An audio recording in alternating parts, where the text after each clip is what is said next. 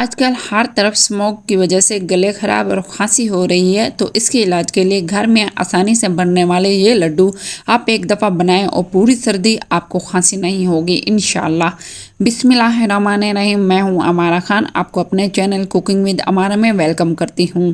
बस आपने ये करने के वीडियो को एंड की वजह से गले खराब और खांसी हो रही है, तो इसके इलाज शेयर घर में आसानी से बनने वाले ये लड्डू प्यारे से किचन में बनाए और पूरी सर्दी लड्डू बनाने के लिए, तो इसके लिए आपको सबसे पहले आधा किलो छिलकों समेत आपने भुने हुए चने लेने हैं। ये देखें, इसको अच्छी तरह से आपने साफ कर लेने। इसमें कुछ मट्टी वगैरह होती है तो वो उसको आप अलग कर लीजिएगा। चने के छिलकों में फाइबर पाया जाता है, फाइबर खाने से खाना हजम होता है। अब हम एक प्यारा सा बर्तन लेंगे, इसमें हम ये चने डाल देंगे और चनों को हम खूब अच्छे से भून लेंगे। खुशबू आने तक आपने इसको भूनना है। कम से कम ये 3 से 4 मिनट में अच्छे से भुनाई हो जाती है और इसी तरह मुसलसल चम्मच हिलाते रहना और दरमियानी आंच पे ही आपने पकाना। आपने ज़्यादा इसको ब्लैक नहीं करना, ब्राउन नहीं होने देना। आपने इसको नॉर्मल इसको गोल्डन कलर होने तक आपने इसको ब्राउन करते रहना। मुसलसल चम्मच हिलाते रहिएगा क्योंकि ये अक्सर जल जाते हैं। अब इन चनों को निकाल के हम ठंडा होने के लिए रख देंगे। इसके साथ ही हम इसी बर्तन में 3 से 4 चम्मच हम देसी घी डालेंगे। इसका इस्तेमाल ना सिर्फ जिस्म में मौजूद चर्बी को कम करता है बल्कि पट्ठों को भी मजबूत बनाने के साथ साथ हड्डियों और जोड़ों के दर्द के शिकार अफराद के लिए फ़ायदेमंद है। अब इसमें हम 2 से 3 पीस इलायची के डालेंगे।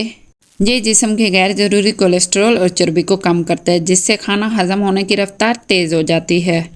अब हम आधा कप पिस्ता डालेंगे। आधा किलो के हिसाब से इतनी मिकदार हमें काफ़ी है। इसको खूब अच्छे से बुनाई कर देंगे। इसके साथ ही हम काजू डालेंगे। आपने यहाँ पे हल्की आंच कर लेने क्योंकि ये फ़ौरन ही जल जाते हैं। सिर्फ 2 से 3 मिनट आपने अच्छी सी भुनाई कर लेना है और इसको फिर हम निकाल के साइड पे रख देंगे। अब हम शक्कर इस्तेमाल करेंगे। वैसे तो मार्केट में 2 किस्म के शक्कर होते हैं। एक सफ़ेद शक्कर जिसमें रंग काट होता है, वो हमारी सेहत के लिए नुकसानदेह है। दूसरा काला या ब्राउन शक्कर होता है, इसमें रंग काट नहीं होता। ये खांसी और आधे सारे दर्द वगैरह में बेहद मुफीद है। अब हम इसमें आधा कप पानी डालेंगे क्योंकि ये शक्कर मैंने 1 कप लिया है, तो आपने आधा कप पानी डालना है और इसको खूब अच्छे से पिघला लेना है क्योंकि इस लड्डू के लिए ये शीरा में बहुत ही ज़बरदस्त बनता है। तो अगर आपको शक्कर लेना नहीं पसंद तो आप चीनी को भी इसी तरह मेल्ट कर सकते हैं। आप चीनी 1 कप लेंगे तो आधा कप पानी डालेंगे। तो इसी तरह से अब हम खूब अच्छे से इसको पिघला लेंगे। इसके कोई भी छोटे सा पीस नहीं रहना चाहिए और इसी तरह मुसलसल चम्मच हिलाते रहना है क्योंकि ये चिपक जाता है। और इसी तरह से जब तक बबल जाते हैं तो आपने इसी तरह मुसलसल चम्मच हिलाते रहना है। खूब अच्छे से बबल जाएंगे और इसी तरह से आप चेक करेंगे चिप चिप होती है तो आप समझ जाना कि ये अच्छे से पक गया है शीरा।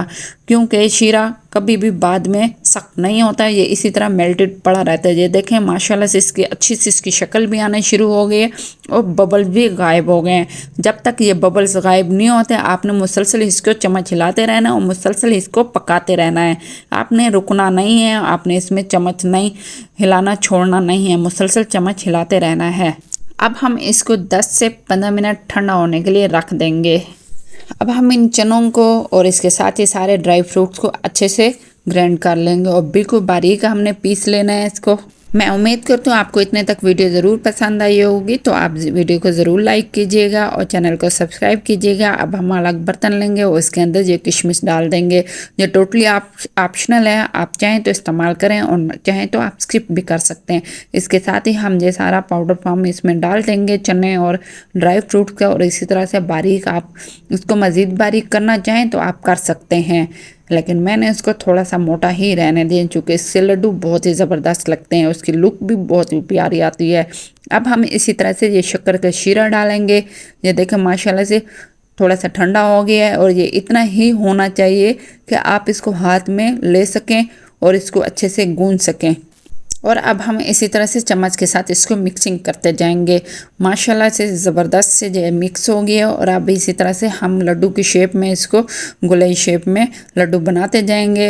बहुत ही ज़बरदस्त इसकी लुक आ रही है और आप इसी तरह हाथ के साथ ये बनाते जाएं तो बहुत ही अच्छे से ये बन जाते हैं।